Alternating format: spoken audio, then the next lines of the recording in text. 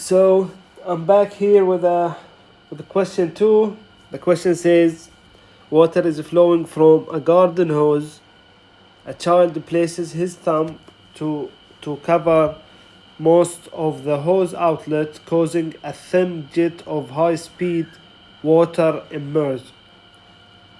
The pressure in the hose just upstream of his thumb is 400 kilopascal. If the hose is held upward, what's the maximum height that the jet could achieve?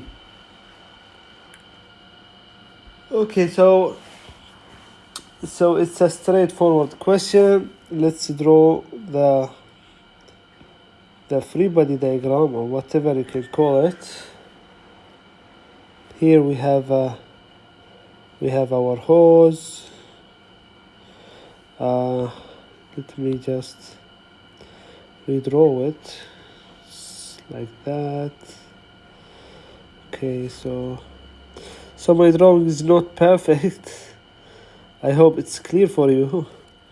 I don't know why it doesn't get as I want. Okay, it's almost like that. And then there is a thumb, which is like that.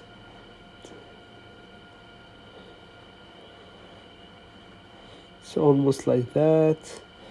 This child is pressing his thumb here, so we are left with the water. Water is the outlet became smaller. The pressure became more, and we need to find our Z2. Of course, Z2 is going to be from here to here, and as you know, or let me make it better, Z2 is going to be, oh sorry, by mistake I erased it. So this is our Z2. This is our Z2. So Z2 equal to, I don't know.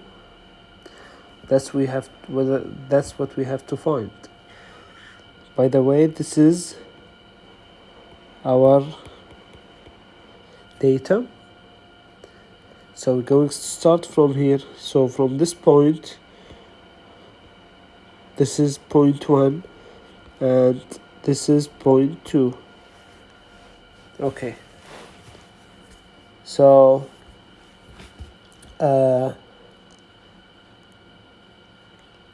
in here, of course, if the datum is from here, first let me just write the problem. Let's balance it first. P1 divided by rho plus V1 square divided by 2 plus GZ1 is equal to P2 divided by rho plus V2 square divided by 2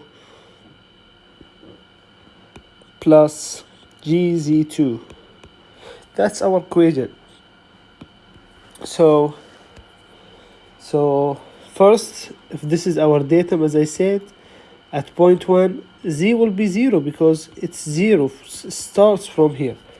So Z1 is equal to 0.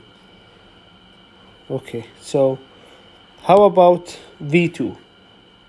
Of course, you know from physics 1, at the velocity at the maximum height will equal to 0, because at the maximum height, for example, if you have a ball and you throw it here, it will be somewhere, it will stop, and then the ball will come back here. So at maximum height, as you know from physics 1, that velocity is equal to 0. And if you remember, we were calling it V final equal to 0 in the projectile or lectures or wherever you studied physics 1. So now let's put that V2 is equal to 0 because of maximum height.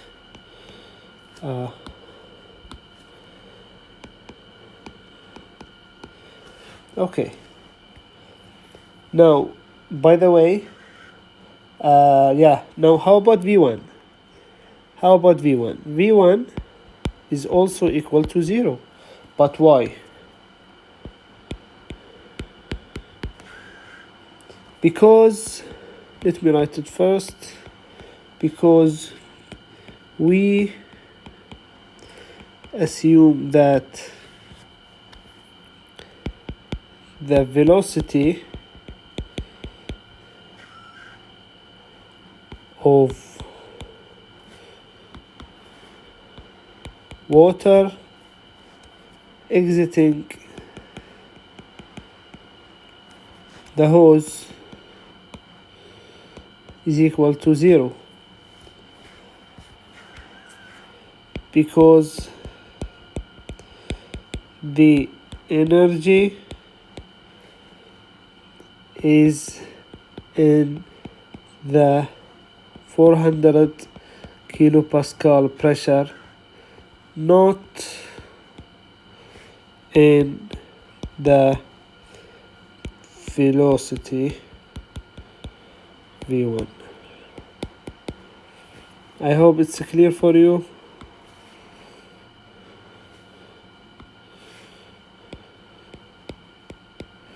I hope that's clear for you. So V1 is equal to 0. And one more thing, P2 is equal to P atmospheric. Just put it in your mind. P2 in here is equal to P atmospheric. You know it from lecture 2. Okay, so let's continue. Now we have already, by the way, we have cancelled.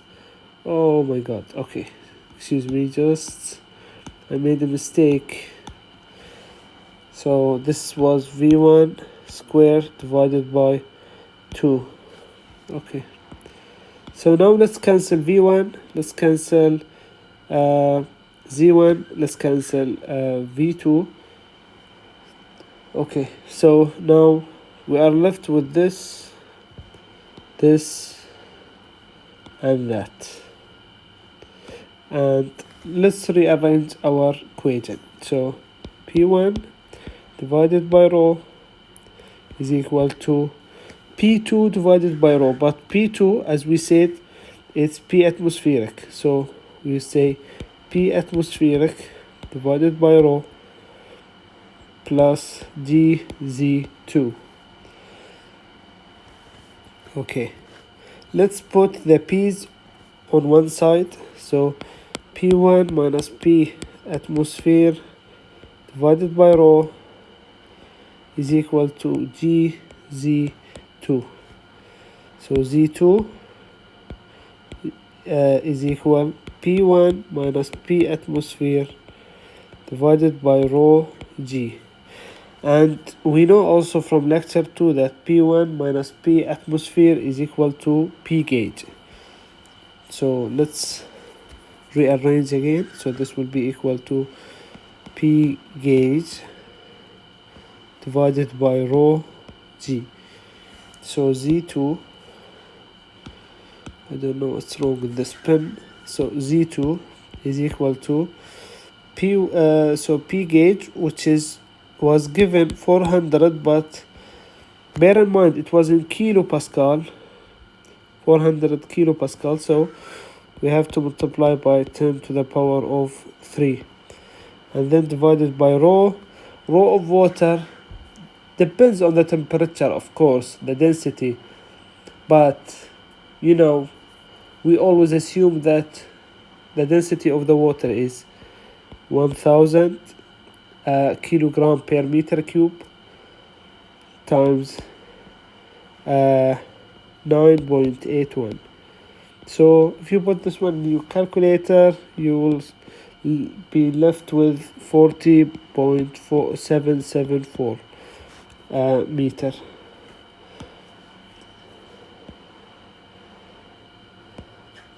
And that's Z2.